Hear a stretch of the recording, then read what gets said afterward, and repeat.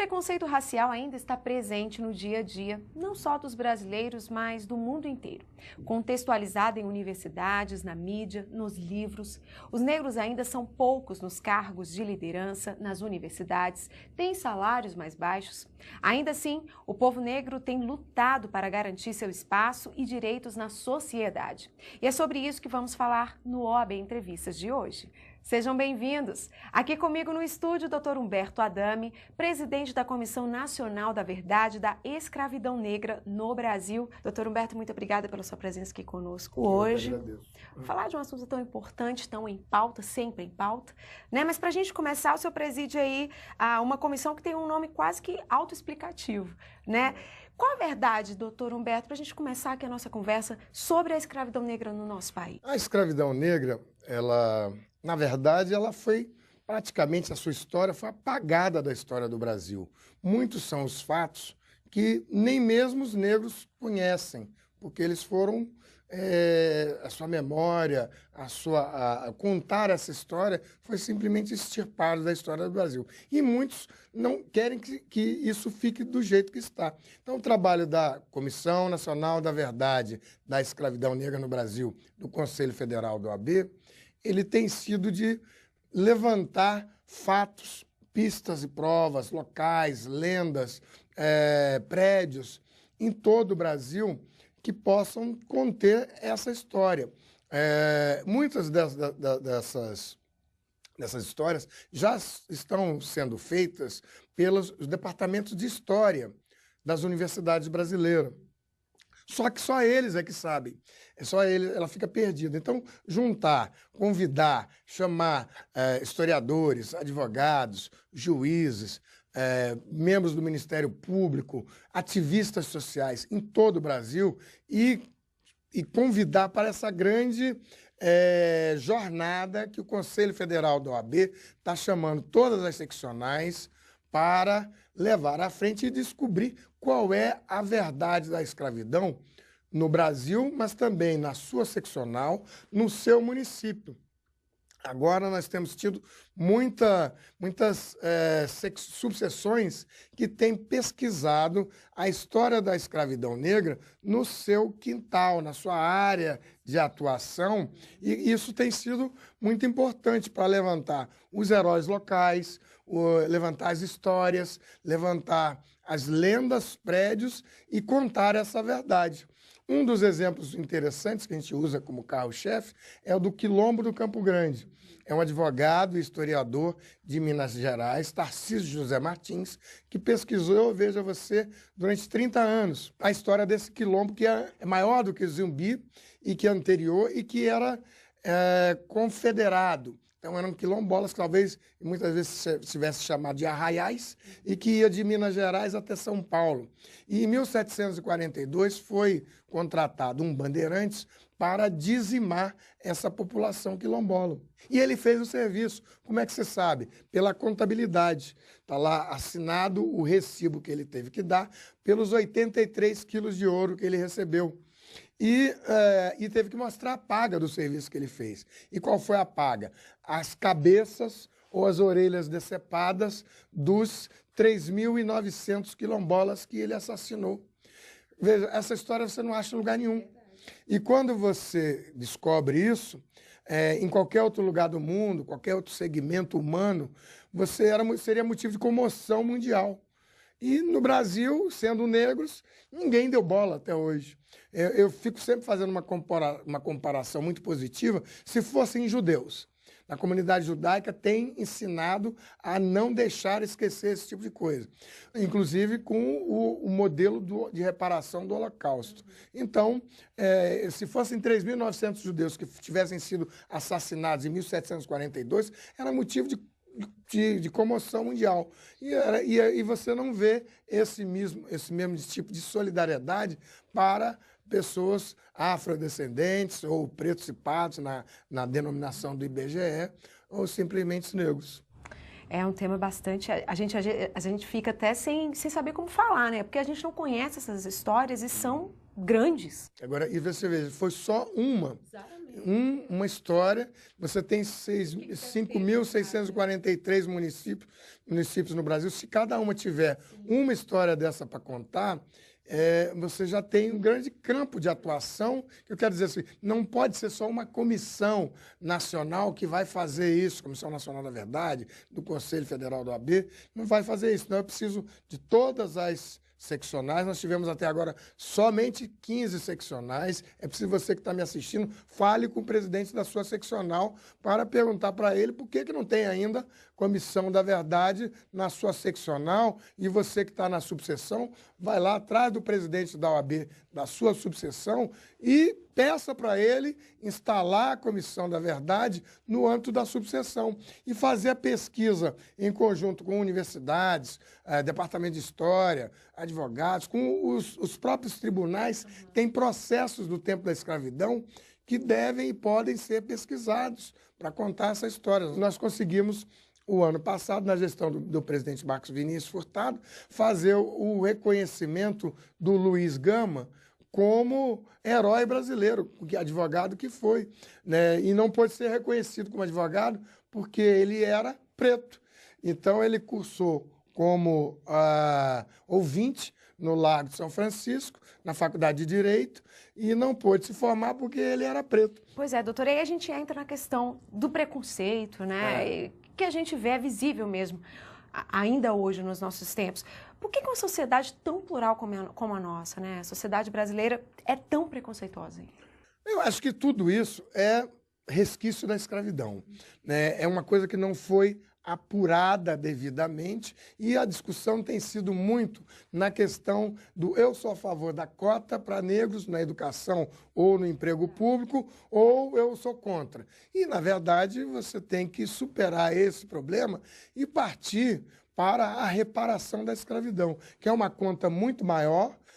Durante 10, 15 anos, eu acompanhei no Supremo Tribunal Federal os processos dos cotistas da Universidade do Estado do Rio de Janeiro e da UNB, e que acabou no julgamento da DPF 186, Ação de Descumprimento de Preceito Fundamental. E aí que resultou na afirmação da constitucionalidade da ação afirmativa no Supremo Tribunal Federal na educação. Agora, nós estamos com a ADC 41, Ação Declaratória de Constitucionalidade, que vai declarar a constitucionalidade da ação afirmativa no emprego público.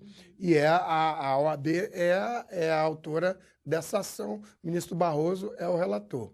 Uhum. O caminho já foi bem percorrido, mas ainda tem muito, né, doutora Adame, para percorrer? Nós temos, assim, se não fosse assim, e aí um papel importante que o presidente Cláudio Lamáquia está fazendo também, assim como o presidente Marcos Vinícius Furtado, que é da OAB poder jogar esses temas com a sua legitimidade na autoria das ações no Supremo Tribunal Federal. É uma coisa que precisa levar agora para a área quilombola. Embora implique impossibilidade de incidência da responsabilidade penal, os conceitos jurídicos de injúria racial e racismo são diferentes. O primeiro está previsto no Código Penal brasileiro e o segundo na lei, que define os crimes resultantes de preconceito de raça ou de cor. Doutora Adame, explica um pouco então para a gente quais as diferenças aí entre injúria e racismo. Os tribunais têm decidido que a questão da injúria racial ela é destinada a um indivíduo, aquela ofensa se destina a um único indivíduo. E quando o conceito é amplo, é indiscriminado, é indistinto, né, de um coletivo, ela cai para a questão do racismo. A principal diferença na prática é que a injúria racial permite o arbitramento da fiança pelo juiz, então ele não fica preso, e no racismo, em tese, a previsão é que é inafiançável e não tem, portanto, um relaxamento da prisão. O cidadão, em tese, ficaria preso lá até o final do julgamento do seu processo e a condenação. Mas isso há complexidade e não tem uma atuação muito firme dos tribunais nesse contexto, e por isso há pouca jurisprudência e ela é um pouco rala, ela não é muito firme. E aí as pessoas acham que estão à vontade para cometerem esses ilícitos, quando, na verdade, o Estado brasileiro está desobedecendo aos tratados internacionais. Mas as punições legais vigentes hoje, elas são eficientes, funcionam? Não, eu acho, inclusive, que nem sempre, muita gente acha que a colocação em termos penais é mais eficiente. Por um lado, você precisa tratar com rigor, mas muitas vezes você vê um rigor excessivo que muitos delegados, muitos juízes dizem, olha, mas nós temos um caso de uma ofensa pessoal. Um cidadão foi lá e xingou o outro. Aí o delegado tem no seu cardápio de clientela lá um crime de estupro, um crime de sequestro, um crime de homicídio. E aí ele diz, bom, mas eu tenho um cardápio muito pesado, e esse daí, não é que eu não ache que seja importante, mas eu tenho uma outra, e aí nós estamos nesse embate. Então, você não tem uma legislação efetivamente cumprida e também um número de prisões abarrotadas. Então, é preciso pensar outras formas de repreensão para essas atitudes ilícitas. E eu acho que o dano moral tem que ser mais reforçado na jurisprudência. Condenações pesadas de dano moral podem, que é o princípio norte-americano do deep pocket, né? E você vai bater lá aonde tenha reparação de dano para fazer doer também aquela sensação de punição. E, na verdade, as reparações de danos no judiciário brasileiro, elas são muito pequenas. Alguns psicólogos negros que se dedicam a esse tema me têm dito que é no psique do juiz, no inconsciente do juiz, e que você vê que o percentual de juízes no censo do CNJ vai de juízes afrodescendentes, vai de 1,5%. Então, são muito poucos os juízes que se veem naquela sensação que é o do discriminado. Embora tenham muitos aliados, mas a grande maioria é uma sensação que, para eles, talvez não tenha a possibilidade de aquilatação. E por isso, o dano moral tem sido tão mínimo. Eles dão pequenas quantidades de dinheiro e quando você vê um cheque sem fundo tem uma enormidade de dano moral, principalmente dependendo da categoria da pessoa ofendida, né? E aí, do outro lado, da sociedade, doutor Humberto, como é que vocês na comissão veem hoje? O cidadão sabe disso? O assunto está muito em pauta, né? Sempre está sendo levado à mídia, mas o cidadão, como é que vocês percebem isso? A discussão tem sido muito, e isso é um dos motivos que eu propus à comissão, ao presidente Marcos Vinícius, que foi depois encampada pelo presidente Cláudio Lamarck. A discussão tem se centrado no eu gosto da cota ou eu não quero a cota. E a cota, ela é muito pequena para a questão racial. São só algumas poucas vagas, você quer no concurso público do vestibular, quer no concurso público das cotas do emprego público, no âmbito federal ou no âmbito estadual e municipal. Mas são sempre, muito pouca, se falando de reparação histórica, é muito pouco. Nós temos que avançar para escalonar o tamanho do verdadeiro holocausto negro, que foi a escravidão negra, e daí partir para a reparação possível, a reparação da escravidão. Por isso nós propusemos, seguindo inclusive a linha da Comissão de Reparação da Ditadura, nós procuramos levar isso para o campo da reparação da escravidão. Por quê? Você teve 20 e poucos anos da ditadura e você tem mais de 350 anos de escravidão e não teve qualquer reparação da escravidão. E isso, até hoje, é um problema central da sociedade brasileira. Enquanto ela não conseguir resolver isso, o país não deslancha. Ele está encravado, tantas desigualdades, e muitas vezes assim, mas no campo social isso vai resolver. Não vai resolver porque está encravado a questão racial no meio. Muitas vezes, socialmente, a pessoa ascende e se ela é branca, ela consegue superar muitos dos entraves sociais. E se ela é negra, ela fica lá. Ah, mas tem o fulano de tal que conseguiu, e ele era negro e superou. Tudo bem, mas isso é um entre milhares e a população é muito grande. Nós temos mais da metade da população que está exatamente segregada em nichos e guetos e que uma parcela da população brasileira não consegue sequer enxergar. Ao mesmo tempo, eu ainda pude acompanhar também, por designação do Conselho Federal do AB, as CPIs de genocídio da população jovem brasileira, que em 13, 20 anos, o genocídio da população, de morte por violência da população brasileira, ele aumentou em 32% para jovens negros. Morte e violência, faca, tiro, bala, isso. E para a população branca, ele diminuiu em 32%. Quer dizer que a morte para jovens de 16 a 24 anos, ela tem características de genocídio. E uma CPI na Câmara dos Deputados e uma CPI no Senado não tiveram uma solidariedade da população brasileira. São problemas que estão aí para resolver. E o Conselho Federal, puxando as seccionais, faço um apelo aos presidentes das seccionais que encampem essas ideias, essas comissões nas suas seccionais e, de preferência, espalhem para as subseções. O Conselho Federal da OAB vem sempre destacando a importância da luta mundial contra o racismo e sua permanente vigilância na defesa da igualdade racial, defendendo os princípios constitucionais que vedam discriminação por raça e cor. Doutor Humberto, eu queria que o senhor falasse um pouco desse papel da OAB, né, no processo de combate à discriminação, todo esse trabalho realizado como um todo. A OAB, ela vem já há muito tempo sendo uma ponta de lança nesse trabalho. Ela teve na DPF 186 como amigo da corte.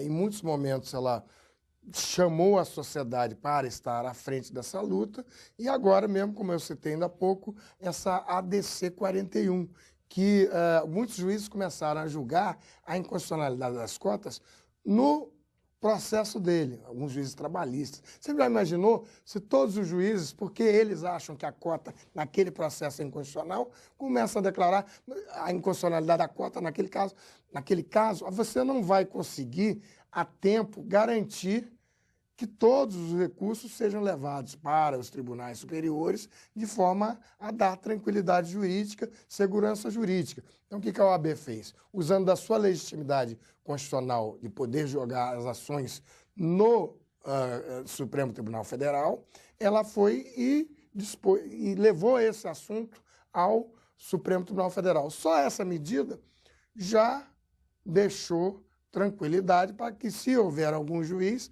o próprio ministro Supremo pode determinar a suspensão daquele processo. Mas deu uma acalmada. Eu me referia também à titulação de terras quilombolas. É uma coisa que precisa emergencialmente ser feita. Você tem 5.000 comunidades quilombolas reconhecidas pelos órgãos governamentais e você tem menos de 200 feitas a sua titulação de terra. Quanto tempo vai demorar para fazer as outras 4.800?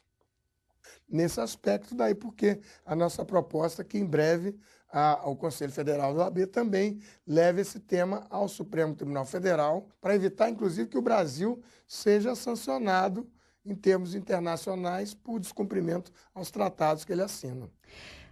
Em quais pontos aí já houveram avanços legais, culturais do tema no nosso país? Doutor? Eu acho que o Abdias Nascimento, que foi o primeiro senador negro, grande ícone da luta racista no Brasil, ele dizia o seguinte, tem um texto muito interessante que diz assim, o debate é a vitória.